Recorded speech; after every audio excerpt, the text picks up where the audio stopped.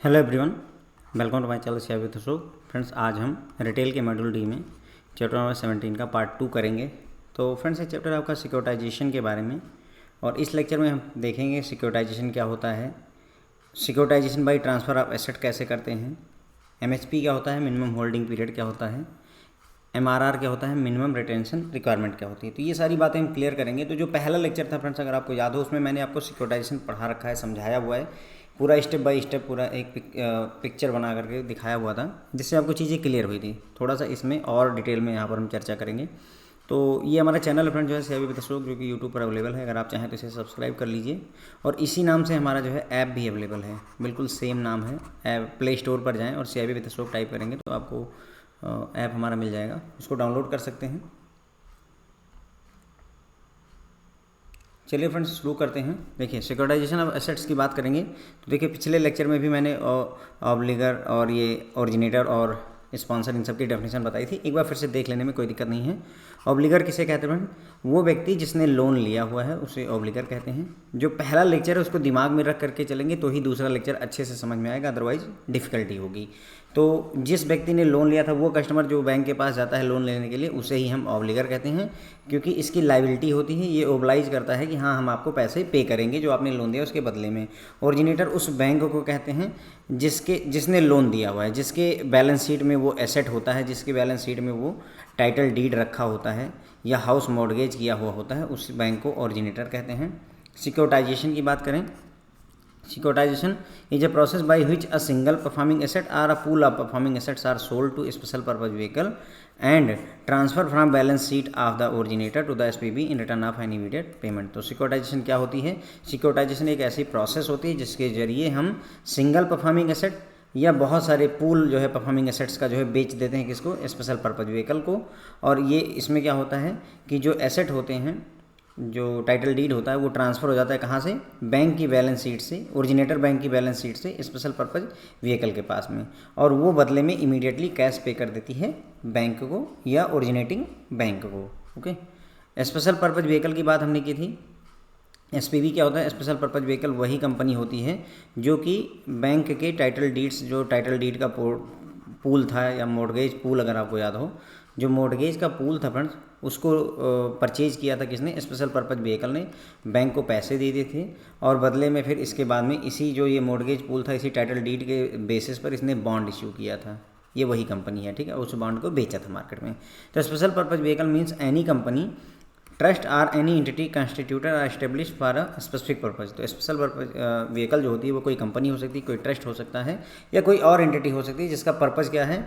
Activities of which are limited to those for accomplishing the purpose of company, trust और other entity as the case may be. तो बोल रहे हैं कि जो ये एसपीवी बनाया जाता है, स्पेशल पर्पज़ व्हीकल, उसकी एक्टिविटीज़ क्या होती हैं? लिमिटेड होती हैं, केवल उसी पर्पज़ को अचीव करने के लिए जिसके लिए स्पेशल पर्पज़ व्हीकल को बनाया गया है। स्पेशल पर्पज़ व्हीकल किस लिए बनाई जाती है? उसका काम होता है बैंकों के जो लोन हैं उनको जो है, जो लोन के टाइटल डीड हैं, उनका जो मॉर्गेज पूल है उसको बाई करना और बदले में कैश देना, और फिर इस टाइटल डीड के बेसिस पर ही बॉन्ड इशू करके मार्केट से मतलब जो है पैसा लेना। तो उसी एक्टिविटी के लिए अगर बनाया गया है एसपीवी को, तो वही काम करने की ज़रूरत है। Activities should be limited to that purpose. ऐसा ना हो कि एसपीवी बनाई है और वो लोन बांटना शुरू कर दे, यही कह रहे हैं। Which is structured in a manner intended to isolate the corporation, trust or entity as the case may be from the credit risk of originator to make it bankruptcy remote, ठीक है। और एसपीवी इस मतलब एक तरीके से अगर कहा जाए तो स्पेशल पर्पज़ व्हीकल का जो उद्देश्य होता है वो क्या होता है कि जो क्रेडिट रिस्क है उसको ओरिजिनेटर कौन होता है? मैंने बताया, वो बैंक जिसने लोन दिया है उसे ओरिजिनेटर कहते हैं।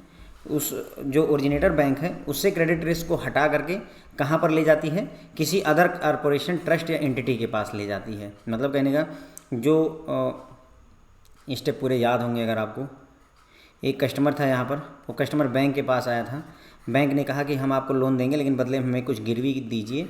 बैंक तो कस्टमर ने अपना जो घर था उसको गिरवी किया, बैंक के पास मॉर्गेज किया।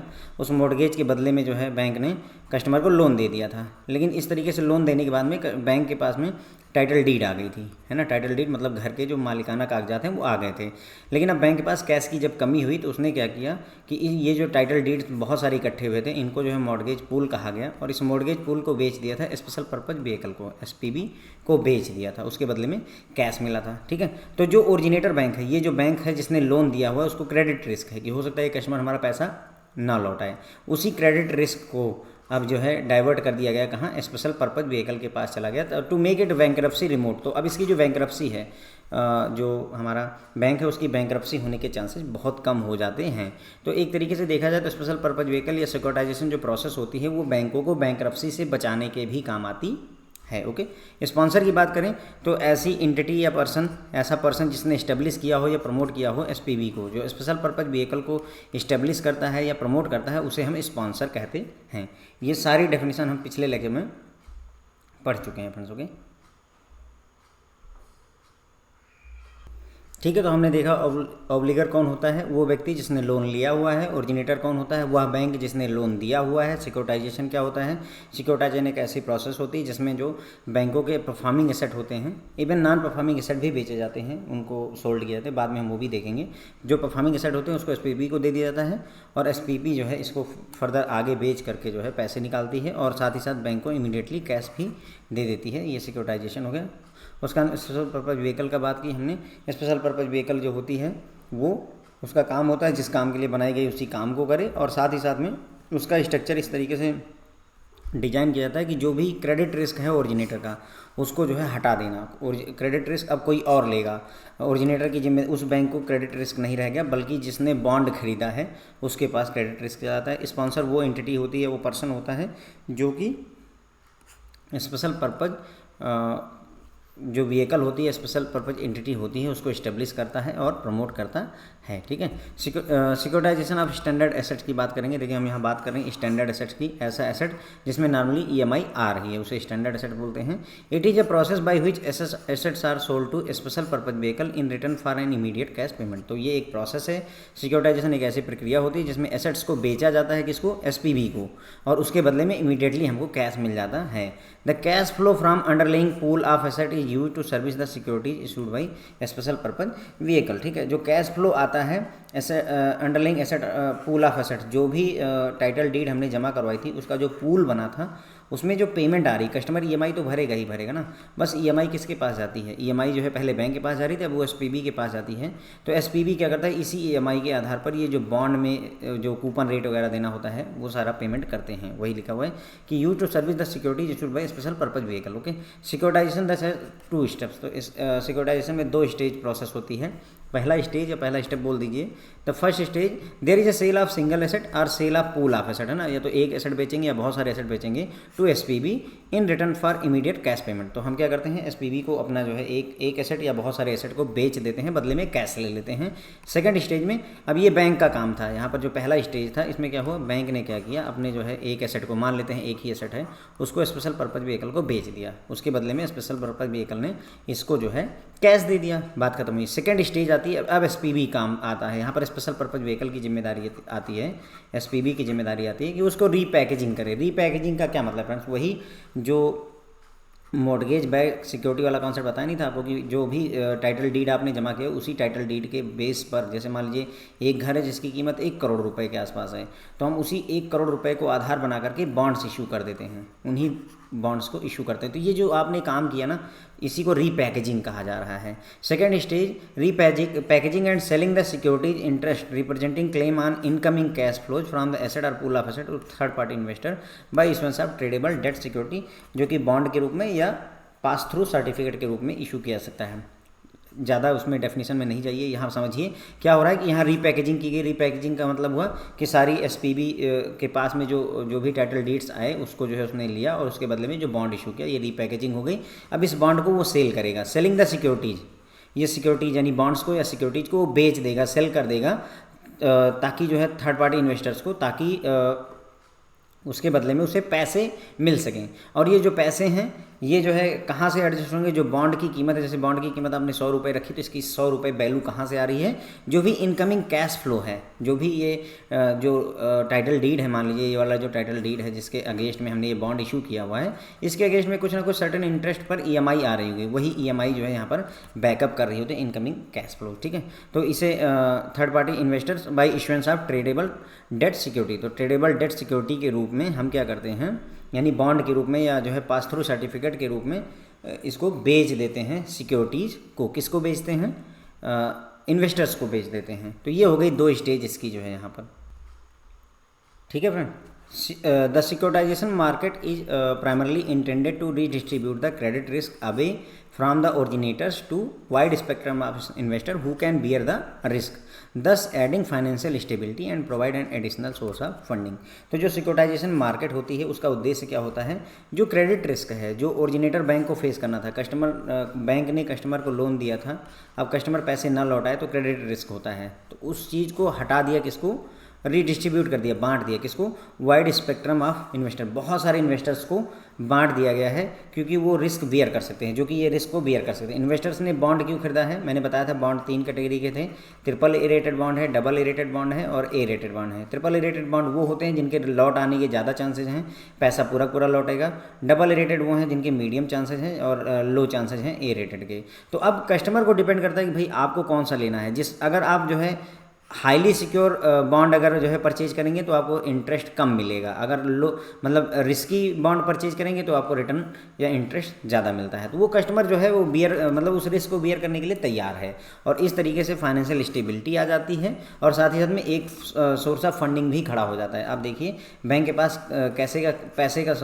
पैसे का क्रंच हो गया था, लेकिन स्पेशल पर्पज व्हीकल ने उसको पैसे प्रोवाइड कर दिए।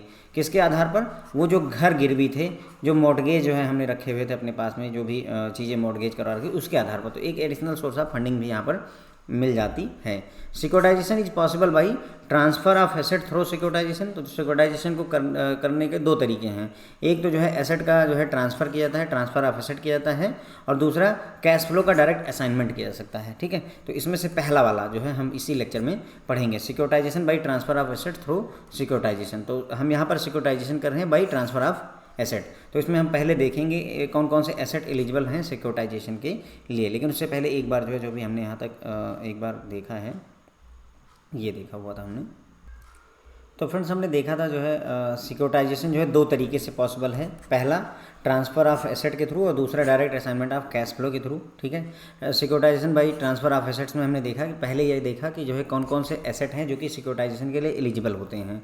उसमें हमने एक कंडीशन देखी कि पहली कंडीशन ये होनी चाहिए कि जो सिंगल सिक्योरिटाइजेशन की ट्रांजैक्शन होनी चाहिए उसमें जितने भी लोन होने चाहिए वो होमोजीनियस टाइप के लोन होने चाहिए। सिंपल लैंग्वेज में ऑब्लिगर वो होता है जो लोन को लेता है, जो कस्टमर लोन लेता है उसे जो है ऑब्लिगर बोलते हैं, ठीक है। तो होमोजीनियस टाइप के लोन होने चाहिए, यानी कार लोन है तो सारे के सारे कार लोन हैं, हाउसिंग लोन है तो सारे के सारे हाउसिंग लोन हैं, गोल्ड लोन है तो सारे के सारे हाउसिंग लोन होते हैं, गोल्ड लोन होते हैं। और इस कंडीशन को ध्यान में रखते हुए जितने भी on balance sheet standard asset हैं उन सब का सिक्योरिटाइजेशन किया जा सकता है, एक्सेप्ट 4 चीज़ों के। पहला चीज़ उसमें हमने देखी कि रिवॉल्विंग क्रेडिट फैसिलिटी, यानी कि CC कैश क्रेडिट अकाउंट या क्रेडिट कार्ड रिसीवेबल्स या फिर किसान क्रेडिट कार्ड, ये सब जो है रिवॉल्विंग जो है क्रेडिट फैसिलिटी होती हैं, इनका सिक्योरिटाइजेशन नहीं किया जा सकता है। दूसरा हमने देखा जो दूसरी एंटिटी से अगर आपने कोई एसेट परचेज किया है, यानी दूसरी एंटिटी से आपने लोन परचेज किया है, लोन लिया हुआ है मतलब अपने पास लाया है, तो उसको उस एंटिटी को भी आप सिक्योरिटाइज नहीं कर सकते हैं। सिक्योरिटाइजेशन एक्सपोजर, जिसका पहले से ही सिक्योरिटाइजेशन हो चुका है उसको भी सिक्योरिटाइज नहीं कर सकते हैं। उसमें भी हमने देखा मॉर्गेज बैक्ड सिक्योरिटीज और asset backed securities. Mortgage backed securities वो होती हैं जिसमें जो है घर को जो मॉर्गेज किया रहता है उसके आधार पर जो बॉन्ड इशू होते हैं उसे मॉर्गेज बैक्ड सिक्योरिटी कहते हैं।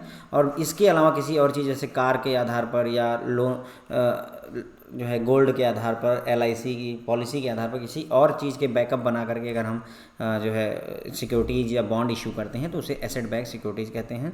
इसके अलावा लोन विथ बुलेट रीपेमेंट जो है उस पर भी जो है, जिनमें रीपेमेंट जो है बुलेट के तौर पर होती है, मतलब एक ही बार में रीपेमेंट होती है, ऐसे लोन का भी सिक्योरिटाइजेशन नहीं किया जा सकता है, ठीक है। आगे बढ़ते हैं, इसमें अगला जो पॉइंट है उसे मिनिमम होल्डिंग पीरियड कहते हैं। ये अगला टॉपिक है हमारा MHP, minimum holding period.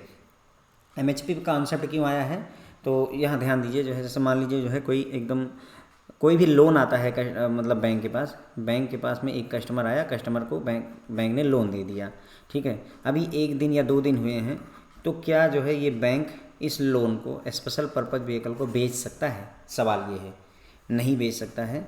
Bank या रिजर्व बैंक ऑफ इंडिया कहता है, आरबीआई की गाइडलाइन कहती है कि भाई इस लोन को, एसपीबी को बेचने से पहले थोड़ा सा समय लो, बैंक खुद देखे कि ये लोन कैसा है, क्या कस्टमर पैसे वापस कर पा रहा है, नहीं कर पा रहा है। इन सारी चीज़ों को ही ध्यान में रखते हुए स्पेशल पर्पज़ व्हीकल को तुरंत ही आप नहीं बेच सकते, बल्कि आपको मिनिमम होल्डिंग पीरियड दिया गया है कि कम से कम इतने समय तक आपको इसे होल्ड करके रखना है। वो अभी हम गाइडलाइन के हिसाब से देख लेंगे कितना समय तक होल्ड करना, बट सर्टेन टाइम पीरियड तक आपको होल्ड करना पड़ता है बिफोर आप उसका सिक्योरिटाइजेशन कर पाएँ।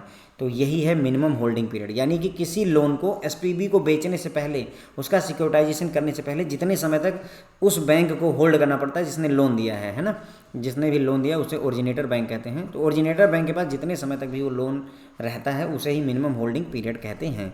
Originating bank can securitise loan only after these have been held by them for a minimum period in their books. कम से कम कुछ मिनिमम पीरियड लिखा गया, अभी हम डिटेल में देखेंगे वो मतलब कितनी मेच्योरिटी पीरियड बचता है उसके हिसाब से मिनिमम पीरियड होता है। तो कम से कम इतने कुछ सर्टेन पीरियड के लिए आपको अपने पास बैंक लोन को रखेगा, ओरिजिनेटिंग बैंक लोन को अपने पास सर्टेन टाइम पीरियड के लिए रखेगा। आफ्टर दैट जो है उसको वो सिक्योरिटाइज कर सकता है, एसपीबी को बेच सकता है। तो यही जो मिनिमम पीरियड के लिए होल्ड किया जाता है वही है मिनिमम होल्डिंग पीरियड, MHP।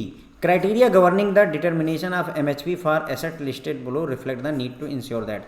अब जो क्राइटेरिया जो है रखा गया है MHP का कि मिनिमम होल्डिंग पीरियड कितना होना चाहिए, इसका जो क्राइटेरिया रखा गया है उसको क्यों रखा गया है, ये बात बताने के लिए है। The project implementation risk is not passed on to investors. ध्यान दीजिए, जो प्रोजेक्ट का इम्प्लीमेंटेशन करने का रिस्क है वो सीधे इन्वेस्टर को पास ना हो जाए। इसका क्या मतलब है, देखिए बैंक ने लोन दिया कस्टमर को, कस्टमर ले जाएगा, उससे कोई ना कोई इंडस्ट्री लगाएगा या फिर जो है घर बनवाएगा, कुछ भी करेगा।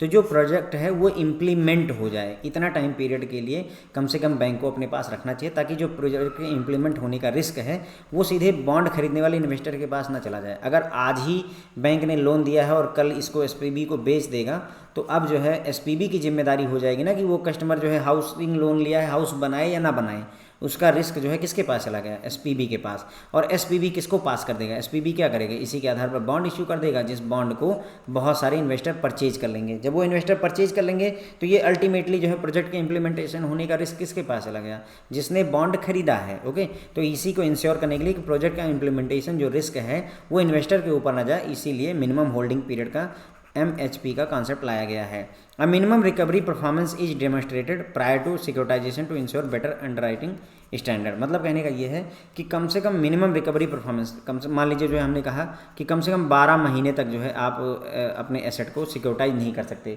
तो इसका मतलब ये हुआ कि कम से कम बैंक को 12 EMI देखने का मौका मिलता है कि हाँ 12 EMI में ये जानेगा कि इस एसेट में कैसी परफॉर्मेंस आ रही है, हमें कितना कैश मिल पा रहा है, कितना कैश नहीं मिल पा रहा है। ठीक है, तो 12 EMI तक बैंक के पास टाइम होगा कि वो ये देखे कि कैसी परफॉर्मेंस आ रही है। तो ये दो उसके बाद में ही सिक्योरिटाइजेशन वो करे। इसी वजह से ही, इन्हीं दो क्राइटेरिया की वजह से मिनिमम होल्डिंग पीरियड का कॉन्सेप्ट लाया जाता है। ठीक है, bank can securitise loan only after MHP counted from date of full disbursement.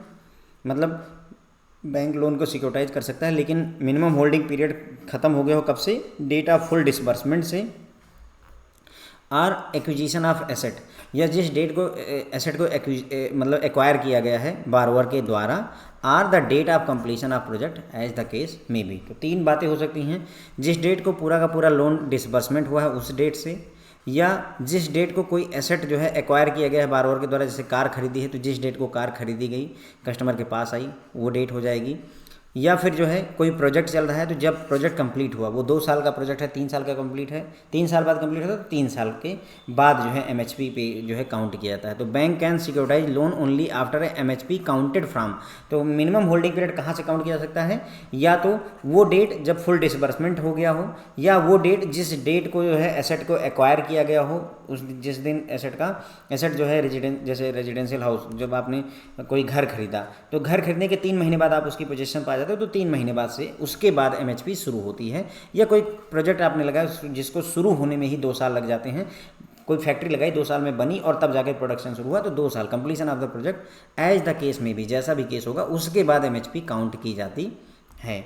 MHP would be defined with reference to the number of instalment to be paid prior to the securitisation. अब MHP को हम define कैसे करते हैं, minimum holding period को हम जो है इसे डिफाइन करते हैं कितनी इंस्टॉलमेंट पे की गई हैं सिक्योरिटाइजेशन करने से पहले, मतलब हम इसे ईयर में नहीं नापते हैं, हम इसको नंबर ऑफ जो है इंस्टॉलमेंट के आधार पर नापते हैं। तो ये देखिए MHP जो है नंबर ऑफ इंस्टॉलमेंट के आधार पर दी गई है। मिनिमम नंबर ऑफ इंस्टॉलमेंट कितनी होनी चाहिए, अगर लोन जिसकी ओरिजिनल मेच्योरिटी 2 साल तक है, लोन जिसकी मेच्योरिटी 2 साल से ज़्यादा है लेकिन 5 साल तक है, और लोन जिसकी मेच्योरिटी 5 साल से ज़्यादा है, तो उसमें जो है मिनिमम कितनी इंस्टॉलमेंट होनी चाहिए, तब जा करके आप सिक्योरिटाइजेशन कर सकते हैं। वही डेटा यहाँ दिया है। तो अगर 5 साल से बड़ा लोन है, 5 साल से ज़्यादा का कोई लोन है, तो उसमें जो है अगर मंथली पेमेंट हो रही है तो कम से कम 12 EMI आनी चाहिए, 12 मंथली इंस्टॉलमेंट आई हो, या अगर क्वार्टरली पेमेंट हुई हो तो 4 क्वार्टर की पेमेंट अगर आई हो, उसके बाद ही जो है यानी कि जो है उसके बाद ही आप इस एसेट का सिक्योरिटाइजेशन कर सकते हैं। बात मेरी समझ में आई आपको? इसका मतलब ये हुआ कि अगर कोई लोन है जिसको मैंने 10 साल के लिए बैंक ने या मैंने दिया हुआ है 10 साल के लिए, तो ये 5 साल से ज़्यादा वाले में आता है। इसका मतलब मुझे कम से कम 12 EMI जो है इस लोन की वेट करनी पड़ेगी, 12 EMI आने के बाद ही मैं इसका सिक्योरिटाइजेशन कर सकता हूँ। अब कोई लोन है जो 2 साल से कम का है, तो उसमें जो है कम से कम 3 किस्तें आई हों, इसको यहाँ ना ध्यान दीजिए इतना ज़्यादा, है ना, 3 किस्तें आई हों, और अगर 2 साल से 5 साल का है तो कम से कम उसकी 6 किस्तें आई हों। किस्त का मतलब 6 महीने तक एक एक किस्त आती रहे मंथली के हिसाब से, ठीक है। तो बस इसी से थोड़ा सा ध्यान रखिएगा। अगर 2 साल तक का मेच्योरिटी पीरियड है लोन का तो 3 महीने की किस्त आनी चाहिए, अगर 2 साल से ज़्यादा और 5 साल तक का है तो 6 जो है किस्तें आनी चाहिए, और अगर 5 साल से भी ज़्यादा मेच्योरिटी पीरियड है तो कम से कम 12 किस्तें बैंक को मिल जानी चाहिए। इतना होने के बाद में ये मिनिमम होल्डिंग पीरियड है, MHP है। इतना होने के बाद में अब आप आराम से सिक्योरिटाइजेशन इस एसेट का कर सकते हैं। अब जो यहाँ लिखा हुआ है थोड़ा सा मतलब जो है ध्यान रखना ही पड़ेगा आपको, इसको जो है टेबल को थोड़ा सा ध्यान रखिएगा, क्योंकि क्या है कि जैसे अब यहाँ भले ही ये बोल रहे हैं 3 महीने की किस्त आनी चाहिए लेकिन क्वार्टरली 2 क्वार्टर की पेमेंट चाहिए इनको, मंथली में 6 महीने की किस्त चाहिए लेकिन क्वार्टरली में 3 क्वार्टर की पेमेंट चाहिए। यहाँ देखिए 12 महीने की 12 किस्तें चाहिए लेकिन क्वार्टर में 4 क्वार्टर की पेमेंट चाहिए। तो मतलब एकदम डायरेक्ट नहीं चल रहा है, जैसे 4 क्वार्टर में 3 महीने के हिसाब से 12 महीने होते हैं, लेकिन 3 क्वार्टर में 3 महीने के हिसाब से 9 महीने हो जाएंगे, तो यहाँ गणित फेल हो जाती है, ठीक है। उसी चीज़ को अगर वीकली और इसमें भी ध्यान रखना चाहें, फोर्टनाइटली जो है अगर है यानी कि हर 15वें दिन तो 6 किस्तें, अगर हर हफ्ते है तो 12। मेरे ख्याल से इतना ज़्यादा आप ये मतलब याद नहीं रख पाओगे। मैं सिंपल सा कहूँगा कि अगर आप ये वाली वैल्यू याद रख सको जो मैंने ये दिखाया हुआ है आपको 3, 6 और 9 की, तो काम चल जाना चाहिए, ठीक है। तो मिनिमम होल्डिंग पीरियड का कॉन्सेप्ट आई थिंक जो है अब आपको समझ में आ गया होगा कि ये क्या कहना चाह रहे थे, ठीक है। तो मैंने आपको ये पूरी डिटेल यहाँ पर MHP की समझाई, ठीक है। तो मिनिमम होल्डिंग पीरियड का कॉन्सेप्ट आई थिंक जो है अब आपको क्लियर हो गया होगा कि मिनिमम होल्डिंग पीरियड वो पीरियड होता है जितने समय तक बैंक को अपने पास, ओरिजिनेटिंग बैंक को लोन को अपने पास रखना होता है। आफ्टर दैट ही वो उसका सिक्योरिटाइजेशन कर सकते हैं, उसको SPV को बेच सकते हैं, उसी को ही मिनिमम होल्डिंग पीरियड कहा जाता है। मिनिमम होल्डिंग पीरियड का कॉन्सेप्ट क्यों लाया गया है, ताकि जो प्रोजेक्ट के इम्प्लीमेंटेशन का रिस्क है उसको इन्वेस्टर पर ना थोपा जाए बल्कि बैंक खुद बियर करे, और साथ ही साथ में मिनिमम जो है रिकवरी परफॉर्मेंस पता चल जाए कि हाँ लोन कैसा परफॉर्म कर रहा है, इस बात का भी आइडिया हो जाए बैंक को, तभी जो है, क्योंकि उसी के हिसाब से जो है क्रेडिट रेटिंग एजेंसी इसकी रेटिंग भी करती हैं फर्दर जा करके ना, CRA का कॉन्सेप्ट आया था वहाँ पर, ठीक है। तो इस चीज़ के लिए जो है इसको मिनिमम होल्डिंग पीरियड का कॉन्सेप्ट लाया गया है, ठीक है। अब बैंक जो है लोन को सिक्योरिटाइज कर सकता है MHP काउंट करने के बाद में। MHP काउंट कहाँ से की जाती है, वो डेट जब फुल डिसबर्समेंट हो गया हो, वो डेट जब एसेट का एक्विजिशन हो गया हो, या वो डेट जब प्रोजेक्ट कंप्लीट हो गया, उसके बाद में MHP काउंट की जाती है। MHP को नंबर ऑफ इंस्टॉलमेंट के आधार पर गिना जाता है, मंथली और फ्रीक्वेंसी, कैसी फ्रीक्वेंसी, कितनी किस्तें दी गई हैं। तो अगर हम बात करें, अगर जो है कोई लोन है जिसकी मेच्योरिटी पीरियड 2 साल है तो उसमें 3 किस्तें आनी चाहिए, अगर 2 साल से 5 साल हैं तो 6 किस्तें आनी चाहिए, तब सिक्योरिटाइजेशन होगा। और अगर जो है 5 साल से ज़्यादा का लोन है जिसका टाइम पीरियड 5 साल से ज़्यादा का, तो उसमें 12 किस्तें आनी चाहिए। आफ्टर दैट ही जो है ये आप जो है लोन को सिक्योरिटाइज कर सकते हैं, ठीक है। उसके बाद में अब आगे बात करते हैं, मिनिमम रिटेंशन रिक्वायरमेंट की बात करते हैं, और ये मेरे ख्याल से लास्ट टॉपिक भी होना चाहिए। MRR का कॉन्सेप्ट समझते हैं। MRR कोई डिफरेंट चीज़ नहीं है, ये भी बहुत आसान सी चीज़ है, अभी आपको समझ में आ जाएगा। मिनिमम रिटेंशन रिक्वायरमेंट इसमें क्या है कि मान लीजिए जो है आपने 100 करोड़ रुपए का लोन दिया, या बैंक ने 100 करोड़ रुपए का लोन दिया है किसी कस्टमर को, 100 करोड़ का। अब 100 करोड़ में से पूरा का पूरा जो है 100 crore, reserve bank of India कहता है कि पूरा पूरा 100 करोड़ रुपए आप एसपीबी को मत दीजिए।